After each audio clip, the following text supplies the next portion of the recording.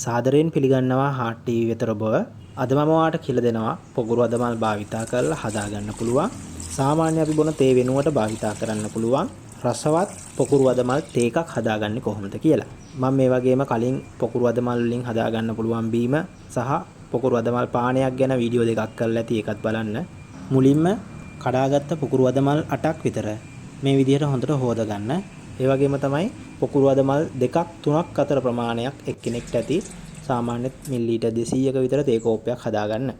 ඊළඟට මේ හොදාගත්ත පොකුරු අදමල් ටික උණු වතුර දාන්න පුළුවන් භාජනයකට එකතු කරගන්න. එකතු කරගෙන හොඳට නටන වතුර මේ පොකුරු අදමල් එකට එකතු කරගන්න.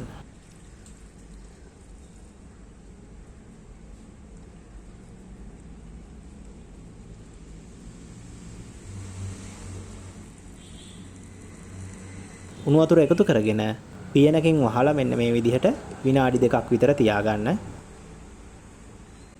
විනාඩියක් විතර ගියාට පස්සේ නැවතත් මේ පොකුරු අදමල් ටික පෙරලා ගන්න. ඒ විදිහට පෙරලා ගන්න අවශ්‍ය වෙන්නේ දැන් ඔයාලට පේනෝනේ මේ වතුර වලින් උඩට මල් ටික ගිහිල්ලා තියෙන්නේ. ඒ ටික පෙරලා ගත්තම සම්පූර්ණ මලේ තියෙන වර්ණක ටික අපේ මේ වතුරකට එකතු වෙනවා.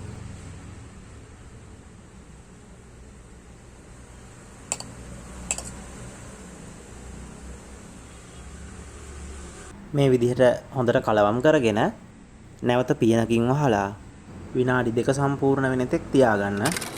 විනාඩි 2 සම්පූර්ණ වුණාට පස්සේ නැවතත් අපි අර කලින් කරා වගේ මල් ටික පෙරලා ගන්න. පෙරලාගෙන නැවත විනාඩියක් විතර මේ මල් ටිකේ වර්ණක ටික වතුරකට හොඳට එකතු වෙන තෙක් තියාගන්න. දැන් මේ පොකුරු අදමල් වල වර්ණක ටික සියල්ලම වතුරකට එකතු වෙලා තියෙන්නේ. වදමල් ටික වතුරකින් ඉවත් කරගන්න. මේ වදමල් එක මේ වෙනකොට විනාඩි 3ක කාලයක් තියාගෙන තියෙනවා මේ වර්ණක ටික වතුරට එකතු වෙන්න.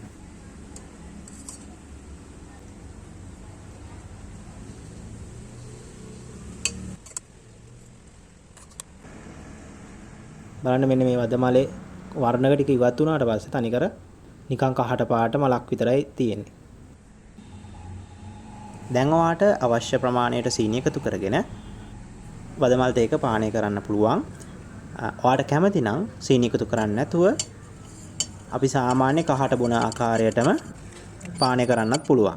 මේ පොකුරු වදමල් භාවිතය අපිට වැඩි කරන්න පුළුවන් නම් ඒ හරහා අපිට විශේෂිත සෞඛ්‍ය වාසි ලබා ගන්න පුළුවන්. ඉතින් ඒ වාසි ගැන අපි වෙනම වීඩියෝ එකක් ඉදිරියේදී කරන්න බලාපොරොත්තු වෙනවා.